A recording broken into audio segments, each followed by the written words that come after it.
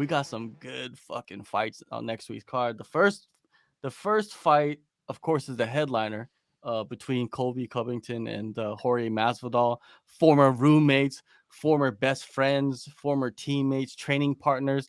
They probably have gotten the closest you can get to a teammate, right?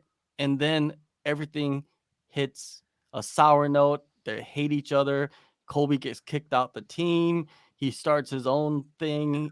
Just give me your thoughts on just Colby and his career and how he just like became this like guy that was winning fights, but nobody really cared about him winning until he started to switch it up and create this character for himself, because we all know it's a character. And he's continuing to win, which is important, but then he has this character now, but he kind of alienated everybody along the way. But I remember when those Tales from the Grinds came out. When the Tales from the Grind, which is like the OG series done by Genghis Khan Films, Yeah. that's like the series which they've cut a lot of that footage from them back in the day. And it was just them. It was about, yeah, it was like George's house, and Colby was like staying in his room as like a guest and like living out of his fridge, and he would wrestle George, and George would show him striking, and he's just like they were best mates and stuff. But I remember watching that when it came out, and like I'm just taking a stab at it, like 2010, 2011, something like that. But I don't even think it was like 2012. Like this is like a while ago. Colby wins these. Oh, cheers, Rob. Cheers, Rob. Good analyzing. But it was just, it's crazy to see. It's the best marketing for a fight ever. Like it's definitely built into that, and that's what it is. And whether these guys know it and they're like ignoring it, or like there's genuine hate there, it's difficult to say. It's difficult. It is difficult. Sometimes I get this like conspiracy in my mind that this was all created and this is what they wanted eventually. Like they wanted, if no one would, either of them wasn't sitting with the belt, that they wanted to create this and they wanted to be able to sell a pay-per-view without even having a championship title on the line. Mm, And mm. there are a limited amount of individuals in this sport, in the UFC, that is able to sell a pay-per-view without We having the need to belt on the line. we need to for next week. We need to. I'm gonna do one, and you can do one if you want. I'm gonna get my tinfoil out of my cupboard next. Yeah. I'm gonna make a tinfoil hat. I'm gonna sit it next to me right here, and then every time we start talking about conspiracies, Yeah. I'm just gonna pop my tinfoil hat on and just be like, maybe, maybe they planned it all along. We're going back to the Ali shuffle, and just every time we conspiracy. Maybe you could just change the name of the show. We could just be the Tinfoil Hat Man. With a Tinfoil Hat Man. For real. But MMA conspiracies. I wish, man. I wish I was more versed on MMA conspiracies, because most of the time, like, I have the worst memory, so But yeah, I like forget them. Colby 100% like knows what he's doing. And now like there was a few people like commenting, like they're Colby fans, right? And Colby cracks me up and Colby's funny, and people commenting things like that. Because I feel like a lot of the hardcore MMA fans like know exactly what he's doing, and they know where he's coming from. So there's like he he does create that mainstream drama because he's such a character, with the Trump hat and this and that and the gold belt and the suits and the girls and shit like that. Like he does get like that mainstream people clicking on his stuff just because he says wild stuff. But he also does have like mainstream MMA fans that know the game, understand the game around the sport. They know he's very good at the sport. That's undeniable. The man is a great wrestler. He's a great fighter. That is undeniable. And he knows they know that he's a great. They appreciate that, the skill side of his game, but they also appreciate what he's doing, where he wasn't getting attention, where he was close to getting cut, where he was getting chump change for where he was at in his career. Then he just started just mouthing off and just making more money than he's ever seen in his life, which is just He's playing the game. He's playing the game. Like, do I like him personally? I can't say that I do. Do I appreciate his? Do I understand and appreciate his skill set within the sport? Yes, I do. Do I understand exactly what he's doing with his character? I understand that too. Like, I hear from people that know him and went to college with him and stuff that he's a cool guy, that he's like a real chill guy. He's like a nice guy, helpful guy. But the character is not like the character. You still have to be, as a man. That's like the funny thing about it, is that as a man, you still have to be accountable for the things you say, even if you put a Trump hat on, even if you put a suit on and you get girls to stand next to you, like, you mouth off to me, like, you're gonna have to, like, the things that he say, even though that I know, like, he's talk shit about me. I know what he's doing. Like, he's just kicking up shit on Twitter and social media. But as a man, like, if I see you, we still have a problem. Like, whether you said it or whether your character said it, like, me and you, man to man, we still have a problem. I'm okay with that. I hope he's okay with it. Yeah, I feel what you're saying on that aspect. Thank goodness that's finished. I feel your aspect on that. Like, as a fighter, that's the way I think most fighters feel about it. You know, about that, about Colby.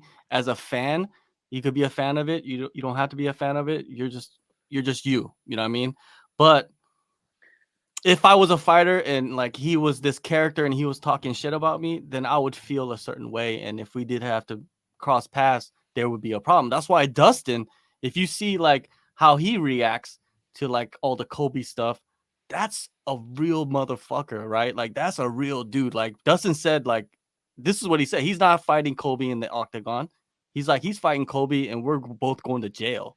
Like, that's some real shit. Like, I believe it. Yeah, and he's like said, he said some like legit terrible shit to Dustin. Bad like, shit. He's not even said terrible things to me. Like, he's just said some things that, like, I would class as like a little bit mean. Still, when I see you, I'm gonna say, you said mean things to me. Do you, like, I'm not emotionally upset, but you have crossed a line that's in me. Like, I have a line, you have crossed the line. We are going to now engage in combat to sort this out. And then everything is fine after that. We can have a little fight in the car park, move on. But still, you have to be accountable for the words that come out of your mouth, regardless of what costume you have on while you're saying them. That's what separates Colby from Jorge. Exactly what you just described. That's what's, because we know Jorge will put hands on you. We've seen him do it to Leon Edwards. Like, step to him. Doesn't matter if it's in the octagon or anywhere. It could be outside in the street. It could be at church. I think Jorge is gonna put those pieces on you, right? It's just, that's who he is. Maybe not church. Maybe you can wait till after church. Maybe I'm kindergarten class. I don't know. Maybe, you know, like, but Jorge, you know, from people that like I know close to him, you know, that train with him, and you know, that's what I heard. Like, Jorge's who he is, like exactly what he says on interviews, the way he acts. That's him. If you're cool, you're cool. If you're not, you're not. That's just the line that he has with everybody. But let's talk about the fight though, Dan. What do you see in the fight though? Like, we know that Colby has the it's hard pressure. to tell, bro. Yeah, but it's hard to tell. It's hard to tell. It's hard to tell just because, like, they will know without a doubt. Like, they will both know how this fight's gonna play out, which is like the funny thing about it. Whereas we can like sit down, oh yeah, like I can sit here and go, well, in this fight he did this, blah blah blah blah blah. But they've spent days, they've spent weeks, they've spent years in a training room with each other. They know each other's game inside out. They know how to push the other one's buttons. They know when the other one's, like, the signs that he's starting to get tired. They know the signs when he's having a good day and when he's having a bad day.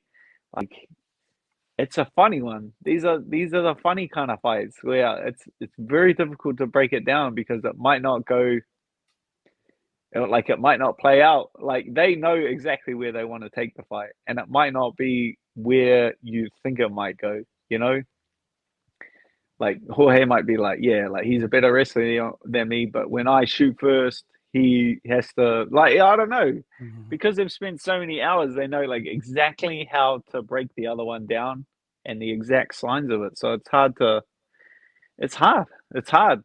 Like if I pick or say who I'm gonna pick, it's like it's purely based on who I like better. Like that's like, and I'm just being honest about this Yeah. fight. Like if I give you an analysis of this fight, or I give a mate, I could bullshit for days. Honestly, Mhm. if you stuck the if we could do a 3 hour seminar, and I could when he goes for the single leg and he's got the head outside position, and like I can throw smoke on it for days. But I'm gonna tell you that at the end of that 3 day seminar, I'm gonna tell you that Jorge Masvidal is gonna win because I like him better. Mhm. Like it just comes down to that at the end of the day.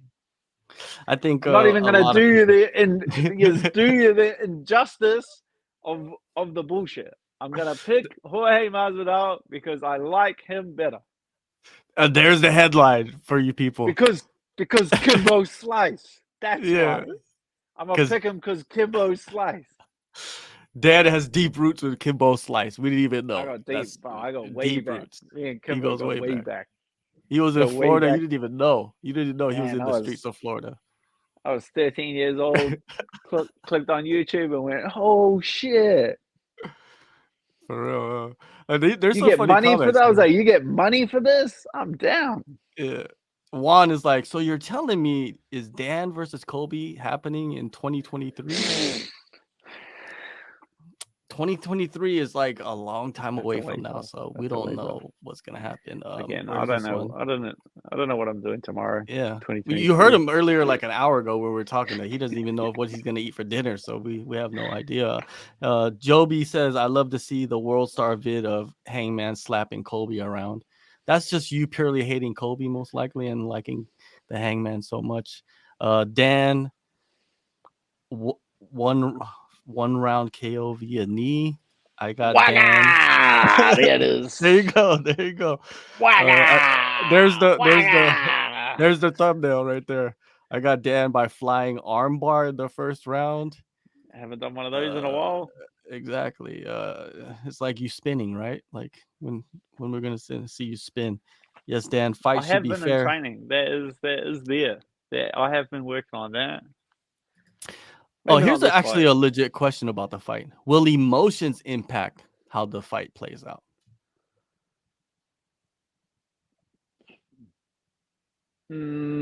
No. Oh. How long's a piece of string? You know what I mean? Like we could speculate. We could speculate for that for days. Like you'd say at this level and like this much experience that these guys would have that. I feel like it's by choice. Like you're gonna want to take all of that emotion out. Like Mm. the fighter that goes in that octagon out of Georgia and Colby with emotion is gonna lose. Like without a doubt, whoever carries emotion into that cage, anger, resentment, jealousy, whoever carries that in is gonna lose. So I would say it's like best serve them well to take that emotion out of it, and they definitely have the experience in combat sports to do that, to remove emotion from the situation, and it'll like obviously like flood in after like the like when Jorge knocked out Askren with like the Yeah. flying knee, and then all that emotion like flooded out. Like he's not. I'm not sure he like genuinely hates Ben Askren or anything like that, but all that emotion like came out after where he's just like clowning him and doing all this stuff. I, But yeah, whoever can control it, which I feel like they would, and they're better served to remove all emotion from the contest. Colby he's very good at removing the emotion. We've seen it Mm. time and again. Like he will go into a fight just talking crazy and emotional, but it's it's what he does, and he goes into the You cage and can. The best example of it is Chael. Chael Sonnen is the best example of it. Like he'll be at the press conference like chatting shit. He'll have like his lines ready to go for the like the post fight speech, but like when he walks out to the cage and when he fights, nothing, nothing. Like he's not caught up. He doesn't let all of that outside stuff and selling the fight actually get him caught up with all the bullshit. You know, like because none of that is going to be helpful to you inside of the cage. Saying slick things after the fight or saying slick things before the fight is going to be no help to you inside of the cage.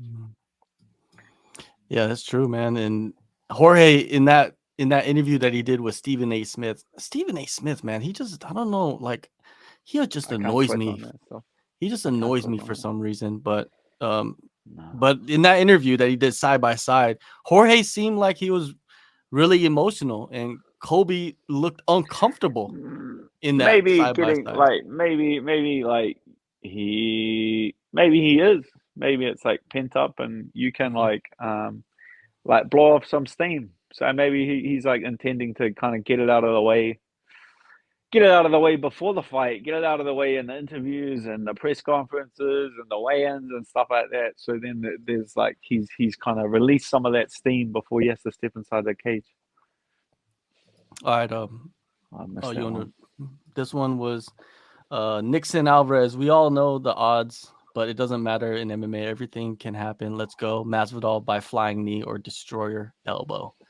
Yeah, you know, that's pretty much word. That's word for word my breakdown of the fight. There you go. How'd you get in his head? Anything could possibly happen, but Masvidal via flying knee. That's like that's my word for word my breakdown of the fight. Thank you, friend. I loved it when Masvidal when he fought Nate Diaz and he faked like he was running at him. And Nate Cool. he reacted quick, huh? He was just like, "Oh, okay, yeah, well, okay." he ain't joking. He knows he's serious. Yeah, I love that he faked it though. You know, he didn't go for it, but he just faked it, and then Nate reacted. I was just like, Nate is ready. You know what I mean? Was smart enough to dip out. Nate was like, "Nah, I ain't getting memed in 10 seconds." Exactly. That's the last thing he wants to happen to him. All right, before we shut this thing down, we got about 9 minutes, man. Let's talk about the lightweight fight, the co-main event between Fiziev and Dos Anjos. You know, something that you mentioned last week that you're really excited to watch this fight. What do you see in this matchup? Like, it's going to be an exciting one, man. I feel like both these guys have something to prove. Dos Anjos has something to prove. He's coming back. He has to prove that he's still a title contender. Fiziev is rising up. You've probably studied Dos Anjos because you wanted to fight him a bunch of times. Fiziev, you've probably been watching him since he's arrived on the scene. What do you have grossly overestimated the amount of thought process I put into calling people out. That is a mistake. I put no thought process into who I'm calling out. It's merely a numbers-based statistic. I've seen them both fight. Obviously, I can't really say that I've broken them down or studied them or anything like that. Real test. Like they're gonna meet in the middle because Fiziev like fights like an imposing guy, like square and likes to take the center ground. RDA is the same. He doesn't tend to fight on the back foot, like moving and using his footwork. He kind of just chucks it in drive, uses his hands to cut you off, send you back to the cage. Once you get behind that black line, he's using his strikes and he's setting up his takedowns and dragging you to the mat. But it's all very like forward pressure and imposing. And Fiziev is the same, where he prefers to fight square in front of the guy, win that battle, and then work off of that. Like he'll cut you off to the cage, like get his attacks off, then reset back to the middle. So they both want to do the exact same thing. They both want to dominate the center of the cage and make the other fighter fight on the back foot. So when there's two guys like that, it's usually like a perfect storm. Like, and I feel like that's why I'm so excited for after these guys touch gloves and get to fighting, because this fight is going to go. This fight's going to go from the bell. Like, obviously, like a little bit of, they're not just going to run at each other or something crazy, but there's not going to be like they both want the exact same thing. So there'll be a bit of a feeling out process, but they both want to dominate the center of the cage. So it's, when you get two fighters like that, it makes for an exciting fight. It is definitely a storm, and the one thing that I'm looking at in particular in this fight is that RDA, he loves to mix it up on the feet, and he's great at combinations and distance and tagging guys, but he mixes in the takedowns, and I feel like this is going to be something that's going to be very important in this fight against Fiziev. Can he take Fiziev down? Because if you go to the ground with RDA is very good. He's high level submission artist on the ground. He's submitted guys at welterweight, right? Top guys at welterweight. And I'm wondering if it does go to the ground, how good is Fiziev on the ground? I've heard he's very good. I heard his wrestling is really good, but we haven't seen it that much in the UFC yet. You know what I mean? You don't know how good it is until it's tested in the octagon. You could hear about guys in the training room, but once you get into the octagon, we have to see it with our own eyes, right? And I think that's what I want to see. I'm interested. I'm intrigued about this fight because RDA is going to test that. And Fiziev, I'm high on Fiziev. I'm on the train. I love him, man. I've been following Fiziev since he fought in Road. You know what I mean? Like I've been interviewing him for years now, and just seeing and watching someone like that, and even yourself, Dan. Like, I think I go back with you. Like, I don't even remember, like 2015, like early on in your UFC career, of interviewing you and stuff like that, and watching people develop and elevate into these top positions. Is like, as a person that covers the sport, I love watching that stuff, man. And secretly I root for those guys. You know, I shouldn't, but secretly I do. I'm gonna admit to you right now, man. It's just like you get like a connection with certain guys. Maybe if you're not friends with them or nothing like that, but you still like, there's something there, right? So for Fiziev, I want to see that test. I want to see if he could get past RDA, and he must see something, right? Because he was calling out RDA. RDA was not calling out Fiziev. So Fiziev must be seeing something in that, and he sees big rewards in this fight. And man, it's going to be an incredible fucking matchup.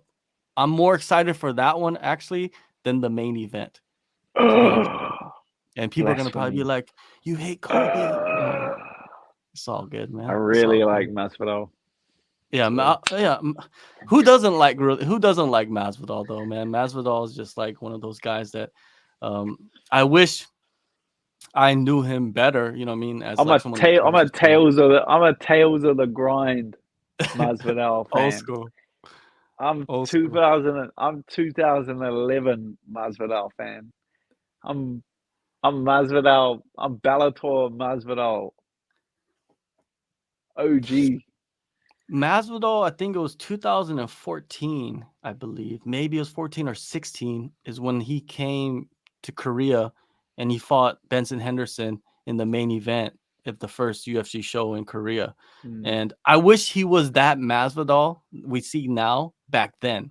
Because just imagine like what type of star he could have became if he would have done it earlier on in his career, right? His is like done so naturally. That's why that's why it resonates with fans, and that's why he's such like a big deal now, because like none of the things that set him to superstardom like he forced. He didn't like force any of it. Like he's just out, like obviously like the altercation out back of like Leon Ed, like that's not forced. The Darren Till main event, the Ben Askren flying knee knockout, like none of his superstardom was forced. So it's all very real and very natural, and that's like what fans like the most, I guess, is people like being genuine. Like when they know people are genuine, that resonates a lot more with a lot more people. Thank you guys for watching the video to the end. Make sure you guys subscribe, hit the like button and the notification bell so you don't miss any of the content that we're putting out. We got a lot of things in the works, so please stay tuned.